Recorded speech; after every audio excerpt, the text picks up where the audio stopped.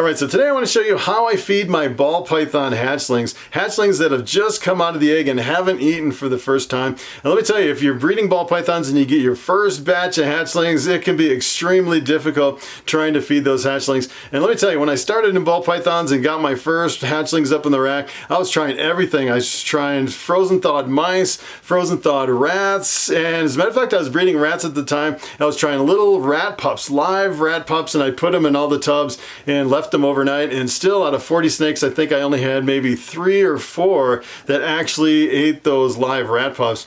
And I finally was so exasperated, I went to the local reptile store and I was like, yeah, you gotta help me figure out how to feed these hatchlings. I did not know what I was doing. It was pretty crazy. And he said the secret to it is feeding live mouse hoppers. And let me tell you, that was a revelation. He actually sold me 40 live mouse hoppers and I put them in all the tubs, and within like an hour all of them were gone. I could not believe every single snake in the whole rack ate all those mouse hoppers. And it was at that point I pretty much got into breeding my own mice, because you know, trying to buy them from the pet store is pretty expensive, buying the live mouse hoppers from the pet store. As a matter of fact, trying to buy them in bulk on a large scale like I have, you know, with 100 hatchlings, it's kind of difficult to actually get that many live mouse hoppers at any one point. And the problem, even with breeding them here in my collection, is if I wait too long, like if I wait, you know, 2 weeks, those mouse hoppers become small adults. So you got to be pretty organized as far as, you know, breeding mice at the same time you have hatchlings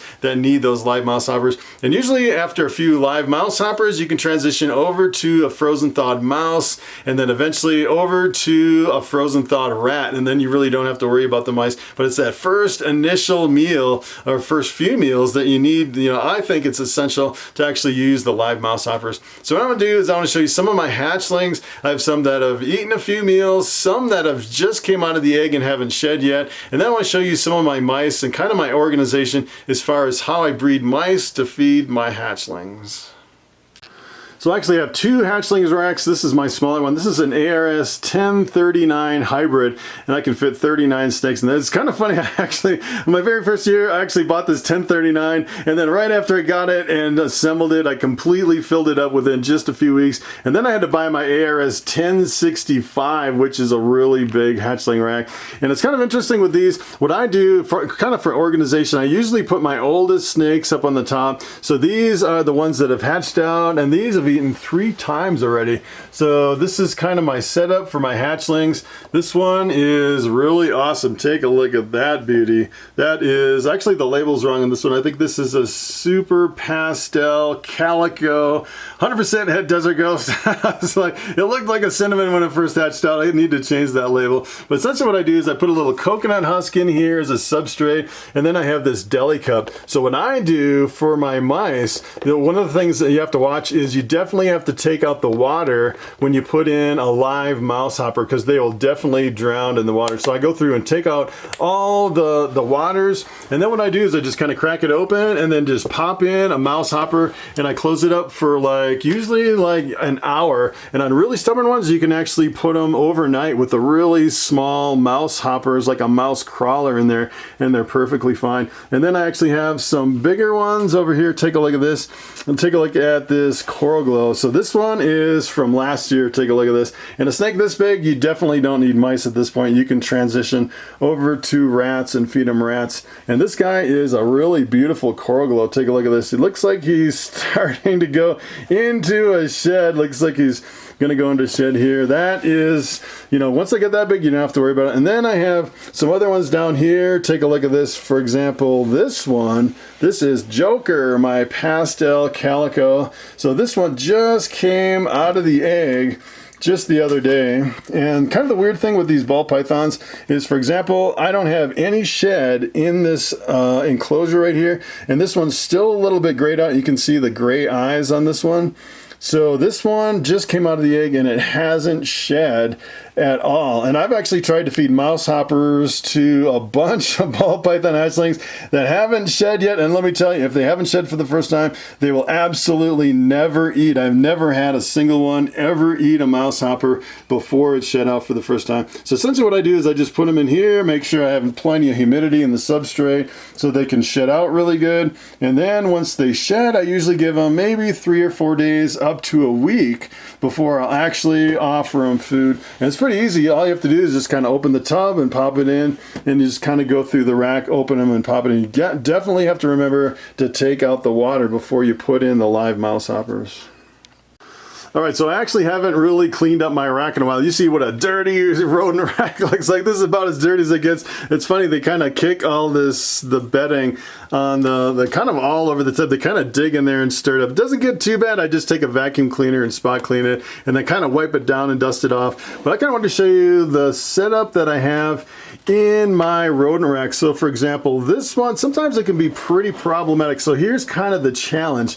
Take a look at all these mice in this tub. So all these are like the perfect size for, you know, actually for some of the small ones, I like to take like some of the really tiny ones, like maybe this size, really super small. And once they get a little bit bigger, I kind of prefer not to feed them live at that point. I like to euthanize and feed like a, you know, like a frozen thawed or something like that. And one of the problems is if you get too many mice in a tub like this, a lot of times the babies will actually, whoa, that's another problem. You don't want to drop the tub. Then you have mice all over the house. That would not be good. But the problem is if you get too many mice in a tub, then you're kind of up against the wall. And then a lot of times the mice, the bigger mice, especially the hoppers, will eat the new little babies. Looks like we're pretty lucky on this one. And a lot of times if you get too many hoppers in there, they will actually chew on each other's tail. So this one is like overloaded. So a lot of times what I'll do is for an overloaded tub like this,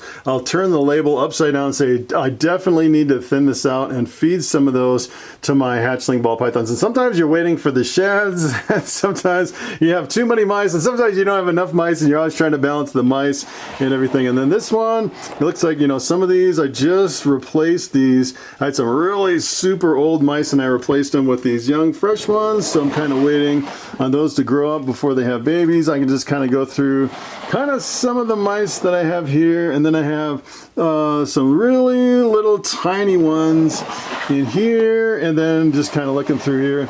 So some of these, sometimes you have like an abundance of mice, and sometimes you don't have enough. It kind of goes in waves sometimes, and it helps to have 10 tubs. And this one, you can definitely tell I thinned this one out. So essentially what I like to do is I like to feed off most of the mice and then just keep just a few in there to grow up a little bit, so you have a slightly bigger mouse for some of the snakes that are growing up a little bit. So the kind of the weird thing is a lot of people might be against feeding live, but a lot of times when you just pop in a live mouse hopper, it doesn't even squeak a lot, most of the time, doesn't even make a noise, and just like magically disappears in the tub. It's kind of weird. You don't really have to, you know, it's weird. A lot of people are really against feeding live, one live thing to another. But let me tell you, when it comes to ball pythons and mice, it definitely is a necessity.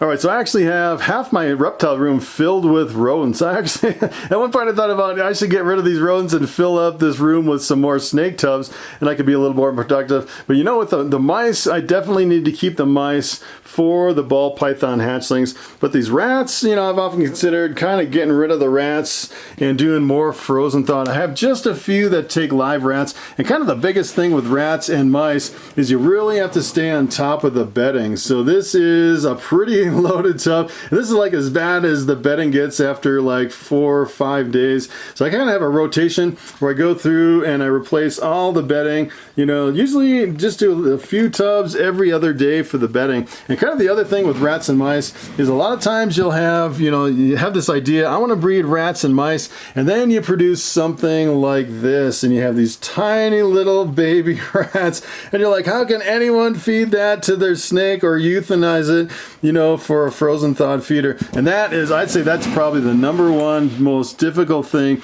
breeding rats and mice, especially if you just have a few. And I've heard story after story where, you know, people will say, hey, I bought some rats to use as a breeder, as you know, to breed them and feed to my reptiles, and then I produced a bunch of babies, and now I have 15 pet rats. That's kind of one of the hardest parts of breeding rats and mice. So quite a few people have actually asked me, hey, can you show us feeding videos showing feeding rodents to your snakes? As a matter of fact, I've actually looked at other people's YouTube channels, and it always seems like their feeding videos do the best. You know, watch my ball python eat a live mouse. As a matter of fact, I've seen some whole channels based around that. And the problem is that YouTube will actually flag those videos and it'll strip all the ads and demonetize them. And let me tell you, you can put your channel at risk if you have inappropriate content. And pretty much, I actually had quite a few feeding videos on my channel. I actually went in and deleted them all. Anything that was demonetized by YouTube, I pretty much deleted it from my channel. And let me tell you, it's a substantial part of my income comes from YouTube. I've been working really hard trying to build my YouTube channel now with over 800 videos here on YouTube. So I definitely don't want to put it at risk with some feeding videos. So you probably won't see any feeding. As a matter of fact, I actually do have one or two kind of snuck in the past that I actually left a couple quick feeding videos in, but I really don't do, you know, feeding rodents to my ball pythons anymore. So that is pretty much it. Thanks for watching, and I will see you in the next video.